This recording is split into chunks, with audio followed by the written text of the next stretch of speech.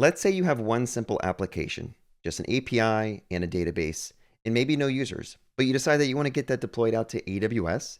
And in doing so, you start to realize just to get a simple web application deployed out, you need AWS ECS for scaling out your containers. You need an RDS instance for your database. In order to properly secure your database, you put it behind a VPC, but then you realize in order to run migration scripts, you need a way to get into the VPC with a Bastion host using AWS SSM to run the migration scripts across your database or some type of ECS Fargate task. Then to look at logs, you realize you need AWS CloudWatch, and the list goes on and on and on of all these services you realize that you have to bring in to your code base just to get something simple deployed. Add on top of that, you look at your AWS bill after a couple days and you realize it's almost 20 times what you pay if you just hosted this on a simple VPS. So is AWS actually helping you, or is it just introducing a ton of complexity into your system? And why would you pick AWS? Why do companies and big organizations pick AWS over just hosting it themselves on a VPS? So I was building out this agent runner that I talked about. And of course, just for fun, I said, let's just build this out in AWS because I have a lot of experience. I've been doing DevOps engineering since 2015, started with Puppet, moved on to different infrastructure as code tools like Terraform, and been working in the AWS cloud environment for a very long time. Doing this stuff at work when the company, the organization pays for the AWS bill is very fun.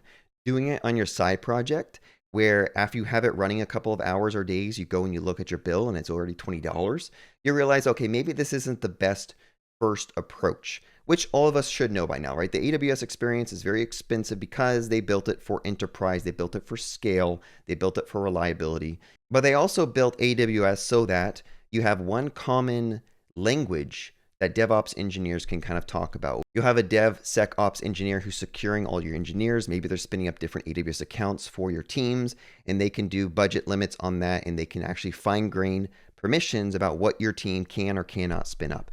There's a lot of cool things in AWS, like a ton of services that you can use at your disposal. But as I mentioned, when you start pulling one in, you realize that in order to do something else, you have to pull in another one. A good example of that is AWS SQS, right? So you pull in a queuing system, which you can communicate to externally with like a Node script or Python script. But then you realize, oh, we could really get this scaling capability if we hook AWS SQS into AWS Lambda. So then you pull in AWS Lambda. And then you realize, oh, I actually need to look at the logs of this. So I'm going to go ahead and just look at AWS CloudWatch.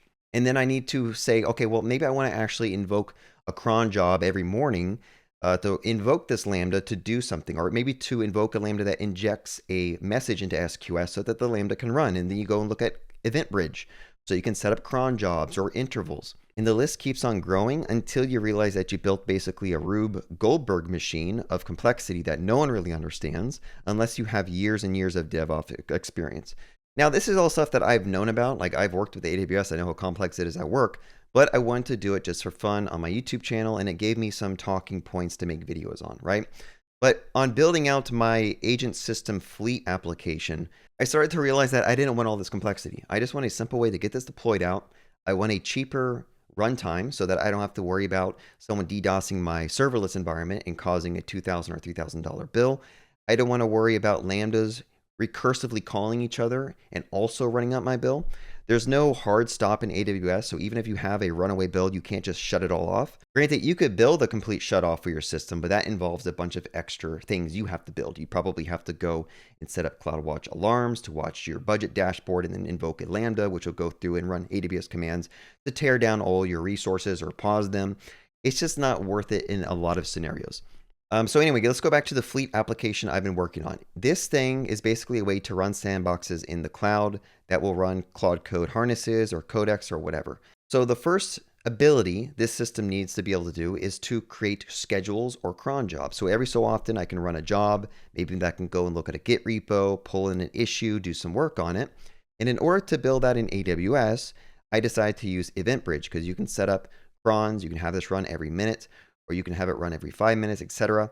And then you can have all the users' crons stored in a database so you can pull those records and run them. But if you know anything about full stack backend frameworks, you'll realize that Laravel has basically cron jobs built into it. It has queues built into it. It has built-in ways to store secure secrets in the database just by adding some syntax in the Laravel code. So instead of depending on an AWS service to handle my cron jobs, why not just use Laravel built-in capabilities for cron jobs? Same thing with queues. Queues is something that AWS has with SQS, and then also they have SNS with like fan out triggers and stuff like that. But instead of depending on SQS and probably hooking that into Lambda and doing all this other complexity, you know that Laravel also has queue set up. So you can actually just define a Laravel queue, deploy a queue worker somewhere, and then that's just going to run through your database and find jobs to process. Now, granted, all of this doesn't scale as well as AWS, but in your side project that doesn't have any users, it doesn't make sense to build for this scale until you actually reach the necessity of that scale. Now, another thing I mentioned, we have the ability to store secrets in this application. This is a multi-tenant application. Users need to be able to store secrets. I need to make sure this is actually like secured. Laravel has a plugin called Eloquent that allows you to store secrets. Okay, so instead of depending on yet another third-party service, I do believe in AWS, I went down the path of using SSM parameter storage with secret parameters. Yeah, so down here, SSM secret strings. Your users would upload secrets and those would go into here.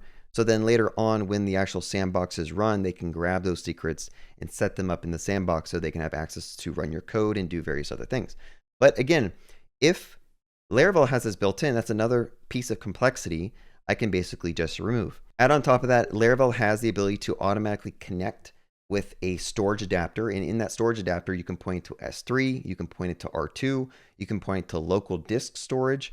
So as you go through this AWS topology graph, you start realizing all the things you can kind of cross off that are already added into Laravel. Also, Phoenix Livewire has like all this stuff as well, which leads me to my next point. In my application, I want to basically have logs stream back over to users. So as an example, I can go into a run. I don't think I have logs working yet. I'm still working on this. But as the logs are actually running, they will stream back and update the UI automatically, right? Now, in order to achieve that, you do have to use WebSockets, which Laravel has Livewire. This is a way to basically hook your UI up into your backend. As your data is changing, your backend can send over events and automatically refresh the view. I'm also using Inertia so that I can use React.js in the front end, which if you go back to AWS, that allows me to cross off AWS API Gateway v2, which has WebSocket capability. So as these different jobs are running, they were sending off WebSocket events so that the users can know to refresh the log view and refresh the jobs if their status is running, pending, stopped, etc. But again, that just got simplified because I'm just using Livewire. So basically, I went from this topology to just having a really simple application deployed to Railway. Now, granted, some of the things I decided to abstract away, like I'm just going to use Daytona for sandboxes. That's going to simplify a lot of the complexity of my own system. I was trying to use AWS Lambda micro VMs, which seems like a really good solution, but then I've asked for like a bump up in terms of capacity, and it's been a week and they haven't really gotten back to me.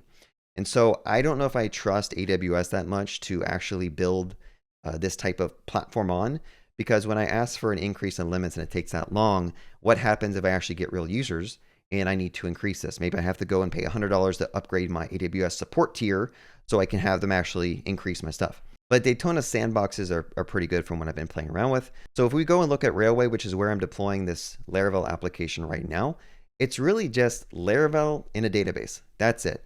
These other things are just modes, like run modes of Laravel. We have the worker, which runs my Laravel application in a worker mode so that I can pick up the jobs and then trigger those jobs off to the runner. The scheduler also, that is just a cron job built into Laravel, which runs every minute. It tries to go and see what users' jobs need to run, and then it's going to trigger off the runner, which will go and run the Daytona sandboxes. And of course, the database is using Postgres. And I'd also have a prod environment. So I have a prod and a staging environment. And the great thing about all this is to get this deployed out, I just asked Claude Code and I gave it Railway keys. And I said, get this Laravel application deployed out, set up a database for me, set up my GitHub actions to automatically build and redeploy.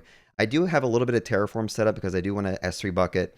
And I also need SES for sending out emails, which you can send over. You can see over here. I have external dependencies on Stripe and also GitHub and Google OAuth. But overall, the core system is now just Laravel, Laravel, Laravel, Laravel. We also have this weird node thing that was needed because Daytona doesn't have like a PHP way to spin up sandboxes. So I have this like node service that the worker can invoke. I may go back and find a way to get rid of that because that would just simplify things as well. But yeah, the whole point of this talk was to show you that sometimes It's fun to play with AWS. It's fun to learn these different services on our real projects where they are fronting the bill. Absolutely. When you have needs to scale up just by changing a toggle, like I don't know if you guys have used AWS Lambda in SQS, but it's really cool. You can actually just throw in a bunch of events or messages into the queue, and that automatically spins up and scales out tons of Lambda functions to process as much work as possible. And that's one less thing you have to worry about. So all this sounds great. We switched over from AWS to Laravel, but what is the downsides of this? Obviously, the downsides that I can think of or scaling. When this application blows up and I get millions of users, I will have to come back and monitor all these services and try to figure out which ones I should horizontally scale. Maybe the web needs 4 or 5 instances. Maybe the worker needs multiple instances. Maybe the scheduler needs more instances. I have to go and do that DevOps work. As before, if you're using AWS Fargate, it automatically can just scale up with an auto-scaling group, and that's one less thing I need to really worry about. The second thing that I don't really like about containerized apps is if you have an API endpoint that has a bug and someone just hammers that endpoint, it can bring down your entire application, which means that all your users who are currently trying to run jobs get affected and brought down. Now, that's one reason I do like serverless, because every request runs in its own isolated serverless environment. And if that request dies, it does not affect anyone else in your application. So that's another great benefit of AWS in terms of the scale and the reliability. Now, another issue with the Laravel approach is right now I don't have a centralized logger. Between staging and prod, if I get errors from users, I have to go in and actually click on the web application and then click view logs, and I can view the logs of the most recent deployment. Oh, look at that. We got some issues going on there.